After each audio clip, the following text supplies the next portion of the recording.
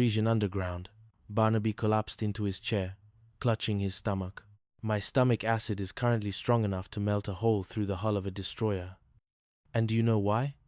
Because Grand Admiral Steel Glance Sterling is arriving today on a sneak inspection. Pringle's face turned the color of a fish belly. Admiral Sterling was a man who famously gave a court-martial to a seagull for defecating on his dress whites. The sinks in the officers' club are backing up.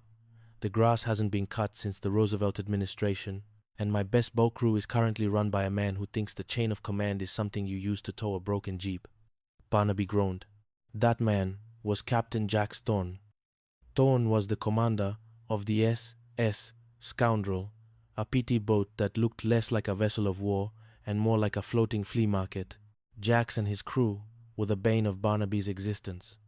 Yet, they were the only ones who actually knew how to navigate the treacherous reefs of the archipelago. If I were sick, Barnaby mused, a devious glint appearing in his watery eyes.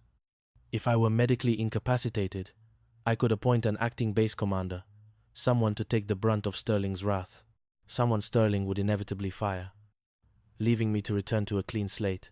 Brilliant, sir, Pringle whispered. But who is foolish enough to take the job? Barnaby smiled. It was a terrifying sight. Thorne. We'll put Jax Thorne in charge. He'll destroy the base in 4 hours.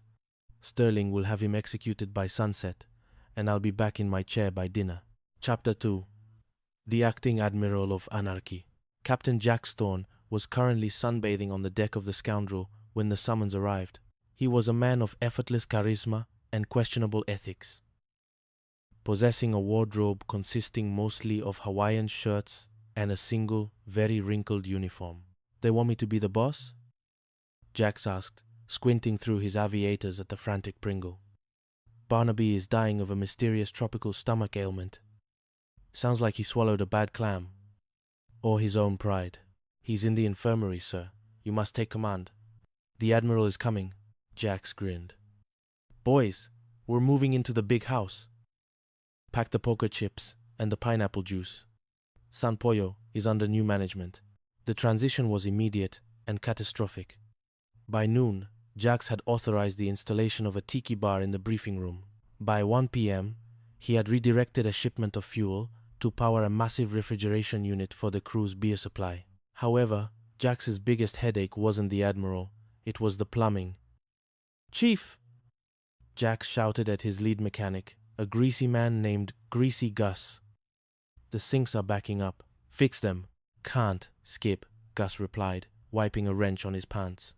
I used the pipes to store the garter belts we intercepted from the supply drop. We're selling them to the locals at a 400% markup. It's a logistical masterpiece. Suddenly, the phone rang. It was the radar station. Commander Thorne? We have a positive ID. Admiral Sterling's plane just touched down. He's in a jeep. He's headed for the office. He looks angry, even for him. Jax looked around. His crew was currently teaching a group of local hula dancers how to use the base's air raid sirens to play Aloha Oi.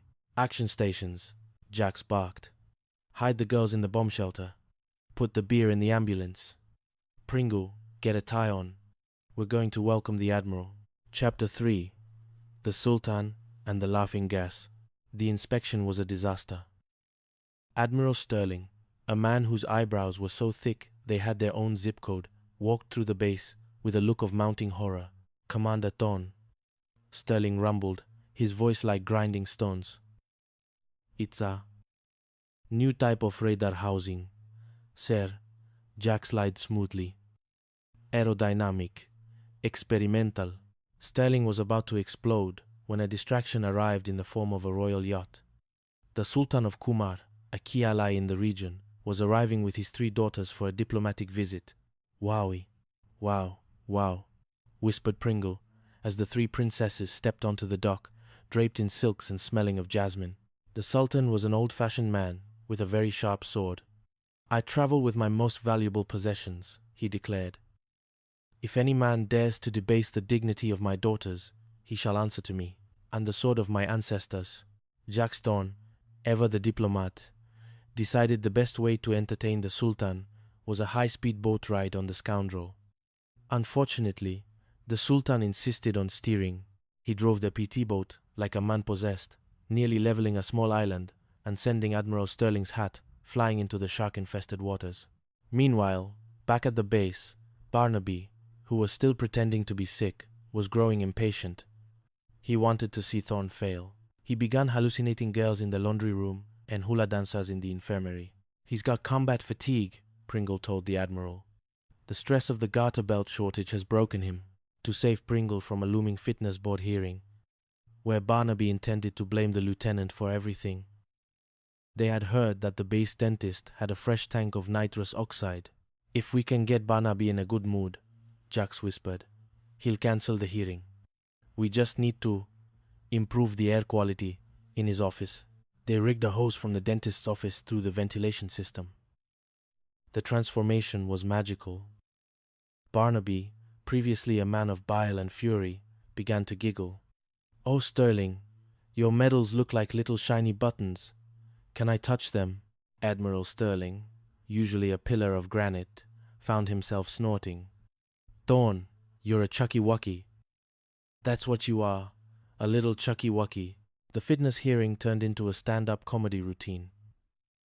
Barnaby cancelled all charges, promoted Pringle to Grand Vizier of the latrines, and tried to lead the Admiral in a chorus of a bawdy sea shanty. The plan was working perfectly until the gas ran out. Chapter 4. The Case of the Snapping Witness. The following week, the base faced its greatest crisis yet: the disappearance of the $62,000 payroll. Pringle had been tasked with picking up the cash from a transport plane. Somewhere between the landing strip and the office, he had encountered a beautiful woman with a heart-shaped birthmark on her ankle. When he woke up from his daze, the money was gone. "You stole it!" Barnaby screamed. The gas had long since worn off. "You and Thorn, you spent it on garter belts and pineapple gin. I'm innocent," Pringle wailed. "It was the alligator." "An alligator?" Sterling, who had stayed on the island to investigate the gas incident, stared at Pringle. "An alligator stole $60,000? His name is Lester the Longer, sir," Pringle explained. "He lives in the lagoon." A court-martial was convened. Barnaby was the prosecutor, Sterling was the judge, and Jax Thorn was the defense attorney. "I call my first witness," Jax announced, to the stand. The doors of the courtroom opened. Gus and the crew rolled in a large, galvanized steel tub. Inside was Lester. The alligator was approximately 10 feet long and looked extremely bored. "This is an outrage," Barnaby yelled. "You can't put a reptile on the stand. The defense claims that Lester was framed." Jax shouted. "He is a victim of a smear campaign by the corrupt Barnaby administration." Jax held up a peanut butter sandwich. Lester's eyes widened. He let out a low hiss. "Tell us the truth, Lester," Jax urged. "Where's the money?" Jax tossed the sandwich. Lester lunged, snapping his jaws. As he moved, his tail whipped around, hitting a decorative brass cannon in the corner of the courtroom. The cannon, which everyone assumed was a relic from the 18th century, was actually being used by Gus to hide the recovered payroll. The impact of the alligator's tail triggered the ancient firing mechanism. Boom! The cannon didn't fire a ball. It fired a cloud of green paper. "Manna from heaven," Gus cheered. Admiral Sterling stood up, a $100 bill stuck to his forehead. He looked at the money, then at the alligator, then at the cowering Commander Barnaby. "Binghamton," Sterling said softly, "you told me Thorn stole this money, but it was in your ceremonial cannon." I can explain," Barnaby stammered. "Save it for your new post," Sterling snapped. "I'm sending you to the Arctic Research Station. They need someone to count the penguins." "And Thorn," Jax Thorn stood at attention, trying to look like a hero. "You and your crew are a disgrace to the uniform," Sterling continued. "You are chaotic, insubordinate, and you keep an alligator in the courtroom. But you found the money, and you're the only ones who can handle the Sultan's daughters." Jax winked at the Sultan's eldest daughter, who was currently hiding a garter belt in her silk robes. Chapter 5. Sunset on San Pollo. This S. Scoundrel pulled away from the dock at sunset. Jax Thorne sat at the helm, his Hawaiian shirt fluttering in the breeze.